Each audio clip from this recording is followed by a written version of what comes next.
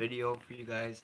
I know today is Friday. I today for today being decks. If you're beginning the game, 10 decks that you should actually invest in if beginning the game, whether budget or non-budget.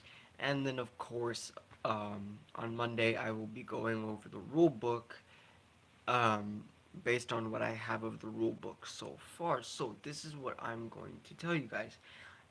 If you don't already know this, I am talking about Yu-Gi-Oh! So I am going to be telling you exactly what you need to do. Thanks to my one viewer at the moment. All right. So um, I will say this. These are 10 decks that you're going to want to invest in if you are going to be beginning the game. And yes, one to two of these decks will be actually based on booster sets, which I do have some with me at the moment, but I will be getting into that in a bit. So, without further ado, we're gonna go into this list, shall we? So, starting off at number 10, you are going to want to get your hands on Masters of Pendulum if you're going Pendulum format, which doesn't really matter. I mean, we are in Master Rule 4, which I will be explaining what Master Rule 4 is later down the line, but I will say it does involve links. So if you are a Pendulum player such like myself, I will say you can go you want to get if you're going to go structure deck, you're going to want to get your hands on um and if you're going for a pendulum based one, you're going to want to get your hands on for a structure deck version, you want to get your hands either on legendary dragons deck, dimensional dragons, which is pretty much an odd eyes build, or you can do another odd eyes structure deck where it is Masters of Pendulum, which is a structure deck that came out. I do believe it was in 2015, 2016, one of the two. And if you have a budget to your to how many things you can get, and you can only spend up to $30, and you happen to find three Masters of Pendulum in a store, go for the three. You get pretty much essentially almost everything you need in the deck. And yes, there will be certain cards that you need to take out. There will be other cards that you will have to get your hands on later down the line, but that will be through booster packs or ordering it online. But if you're going to be ordering online, you can literally just essentially go and go to eBay, Amazon, or anything. Sadly, I'm not at the moment. I am not. Well, so far, I'm not even sponsored by any business. So if any business is watching it, please, I ask that you do sponsor me. I want to learn how that works. Yeah. So that's it. So you at number 10, we're going with odd eyes. Whether it's odd eyes magicians, odd eyes performer pals, odd eye just flat out odd eyes, you can make it any way. There is another deck version of the odd eyes build that I run, but I will be talking about that later. So yeah. So moving on to number 9, I'm gonna have to go with blue eyes.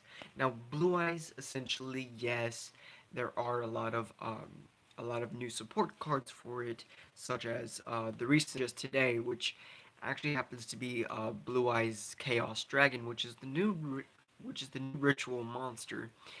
Um, some of their cards will be extremely expensive. I know that for a fact. You mainly want to go for the saga of the Blue Eyes White Dragon,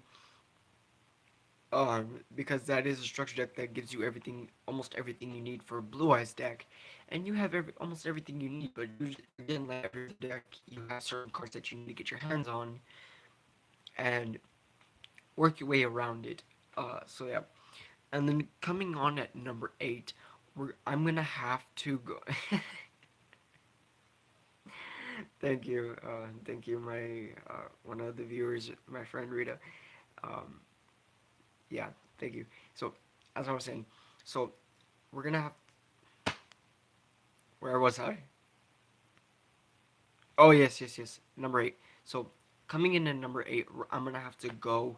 If you want a deck that is essentially kaiju proof, a deck that will help you get your field up exponentially and also have to actually bring out 2 to 3 of the boss monster and also have a chance to look at your opponent's draw and decide whether he gets it or not, you are going to want to go Darkest Diabolos. Now that deck is essentially good. Essentially, you can run a pure build, which all you need is 3 of the structure deck and just put it all together. But you will be needing to take out certain things, and if you are going to be building the deck, I highly suggest that you use the Allure of Darknesses instead of the Veil of Darkness, because Allure of Darkness, you draw 2, banish 1. That's simple. Either way, but that deck you could either run an extra deck or no extra deck based on how you feel. It's all up to you. So that deck is essentially good.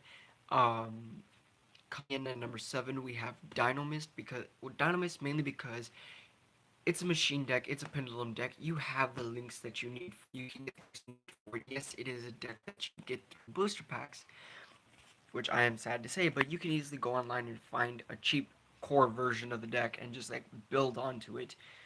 Whether you're going pure build, Draco build, it doesn't really matter. You can make multiple builds. The deck is so good that it actually potentially allows you get your monster on the field, tribute 2 Dynamist monsters you control, then you get to attack directly and attack twice per turn. So that deck is extremely good in every righteous aspect, and that the fact that what's it called? One of the monsters finally came off battle list. Well, one of the cards, card for it actually became semi-limited now. Is so good because now you can just OTK your opponent first turn. Well, second turn because you can't really attack first turn. I'll be getting into that one day. Um, then coming number 6, I'm gonna have. It was an iffy on this one. It was either um, Dracos or what was it? I had it at the tip of my tongue. It was either Dracos or Phantasm's Final, so I had to give it to Dracos. Dracos are extremely good. Yes, some of their cards were bad, and yes, it is good. Okay, so coming in at number 5, I have to Monarchs, because Monarchs, if you're making domain Monarchs, essentially lock your opponent out of their deck, well, out of special summoning extra deck.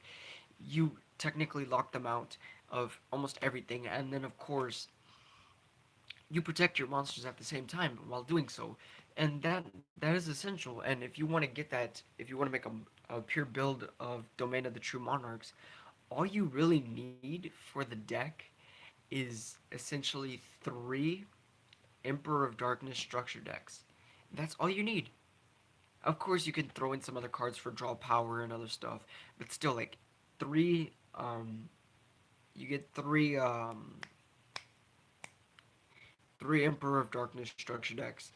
You essentially have the entire core and everything that you need, and you won't even have to go into more. Though there are certain cards that you will be needing to get that don't come in the booster, that don't come in the structure deck, which is somewhat sad, yes, but still, it's really, really good. It's a really, really fun and really good deck based on how you want to build it, like Godly Monarchs, Domain of the True Monarchs, Layer of Darkness Monarchs. It doesn't matter. It's all up to you. Coming in at number 4, I had I seriously had to give it to the Buster Bladers, because Buster Bladers are essentially good. Yes, you have to acquire them over booster packs. Um, I've actually tried to make the deck myself. I only know of one friend who has the deck, and it is a pain in the ass to come across, and sometimes a pain in the ass to actually get through. Um, though they hardly ever use they hardly ever use any other extra deck monster except for their synchro monster and their fusion monster. And essentially, all they do is turn your opponent's entire board to dragon type monsters, and then literally switches all your monsters into face up defense, and negates all of their effects as long as the fusion monsters on the field, and as long as the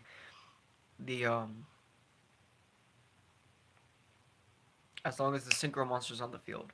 So yeah, that is essentially a good deck. It was literally nicknamed "You Cannot Play Yu-Gi-Oh." That is how insane the deck is.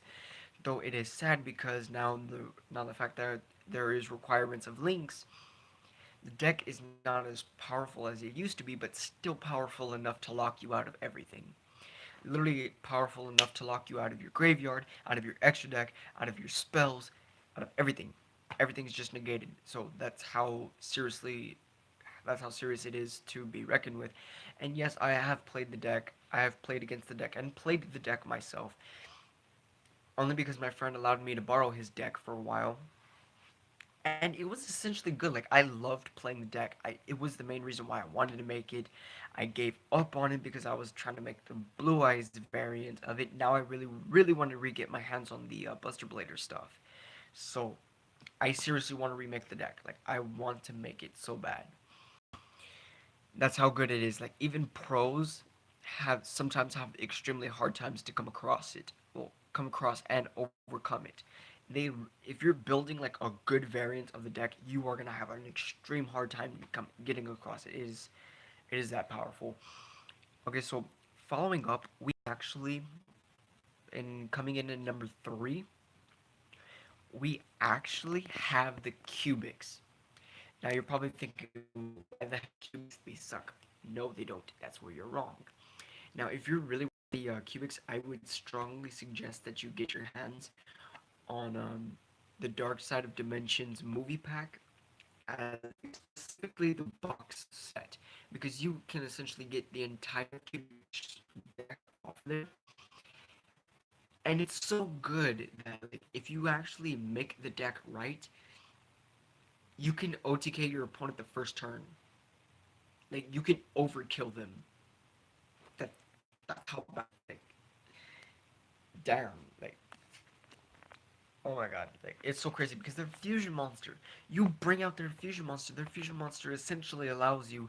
It essentially says what it says is that if when it where is it? I know I have it here. Hold on for a minute, guys. I know I have it here, and I will be showing it to you guys because I seriously have it, and it is a really good card. Like it's a pain in the ass to uh, get over. That would tell you a lot. Um, I know I have it in my binder. I am like seriously struggling. I think it's behind this card. Was it? Yeah. Okay, so it is this monster. Please focus. Okay, so it is Crimson Nova Trinity, the Dark Cubic Lord. This card is extremely good. So this its effect is its thing is you need 3 Crimson Nova, the Dark Cubic Lord. Must be fusion summoned with the above fusion materials. Cannot be special summoned by other ways. Cannot be targeted or destroyed by your opponent's card effects. So essentially kaiju proof. Like, no, you don't want to fuck with this card. Excuse my language. I'm sorry. For all the children that watch this. Don't quote me.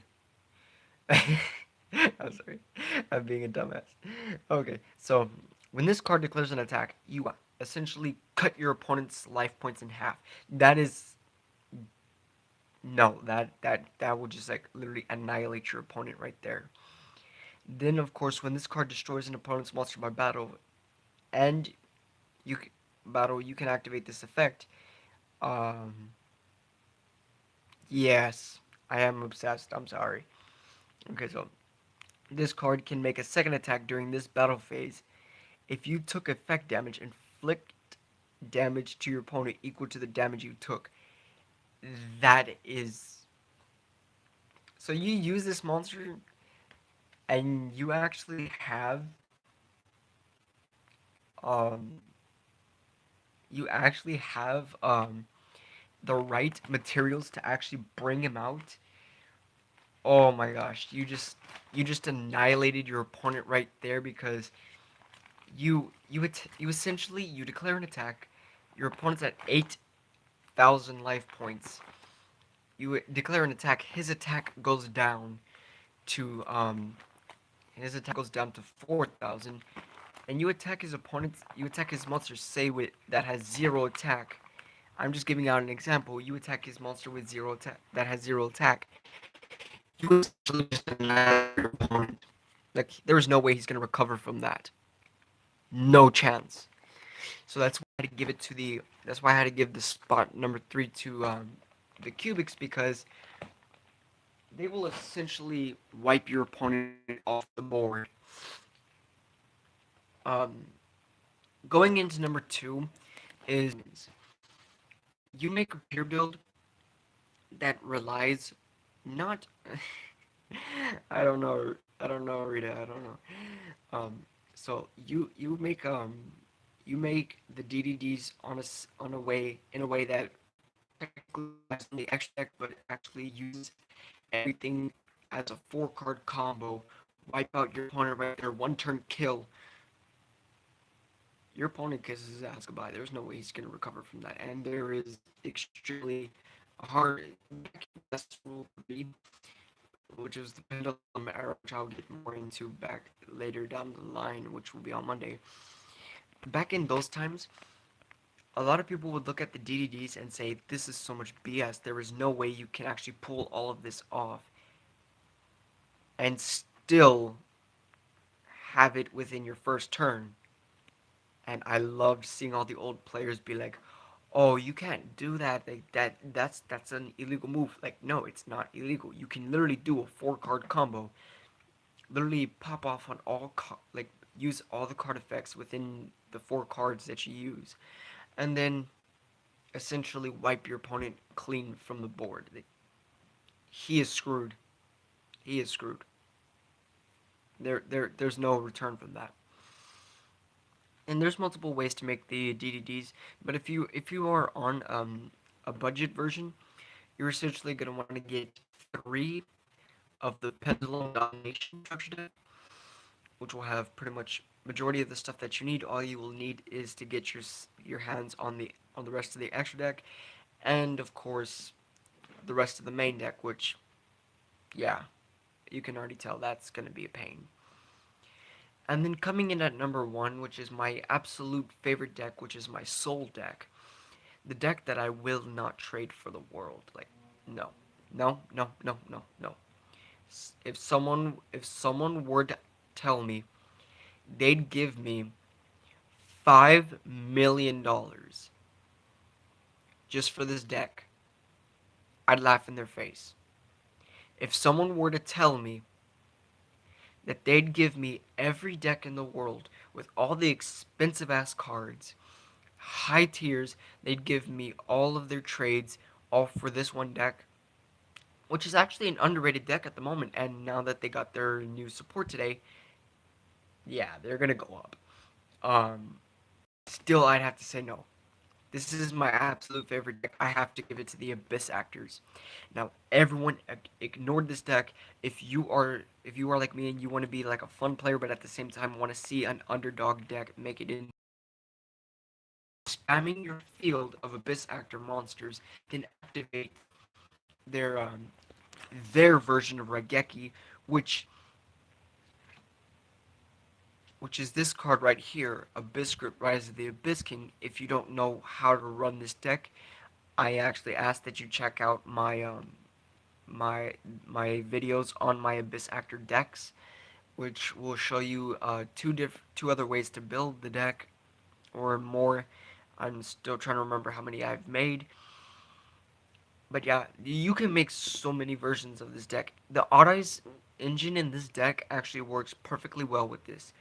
With the Odd Eyes engine works perfectly well in this deck. There is no there. It is extremely good, and you can easily make Electromite.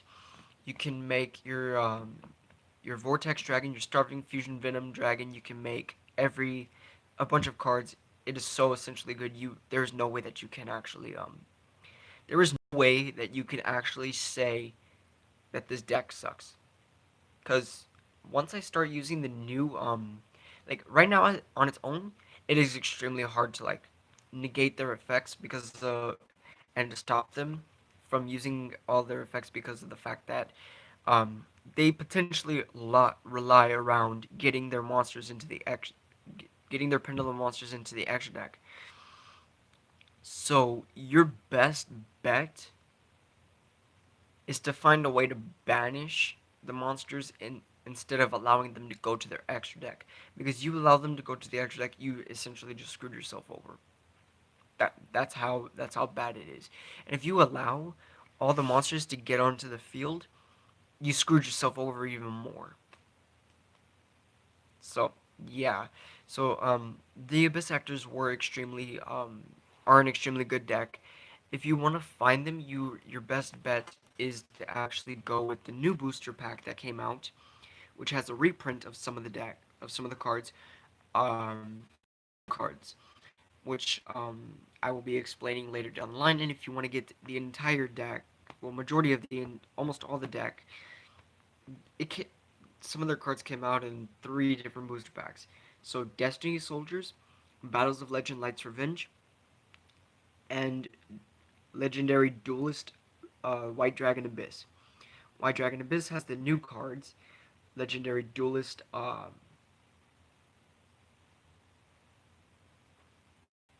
answer that in a bit. Hold on. So you go Legend, you go Battles of Legend Light's Revenge. You get in that booster set, and then you go Destiny Soldiers, and you get potentially the entire deck. Yeah, that's how good it is. And then you can just throw in whatever engine you want, or just do a pure build. But yeah, that's all for today, guys. Tomorrow I will be bringing you my no, sorry, Monday I will be bringing you the rules on how to play Yu-Gi-Oh, and yeah, and I'll also be talking to you guys about the list, forbidden list, which is technically forbidden, limited, and semi-limited, and unlimited list, which will be self-explanatory later down the line. So I'll see you guys back here on Monday. Um, please, please be nice to each other, and God bless.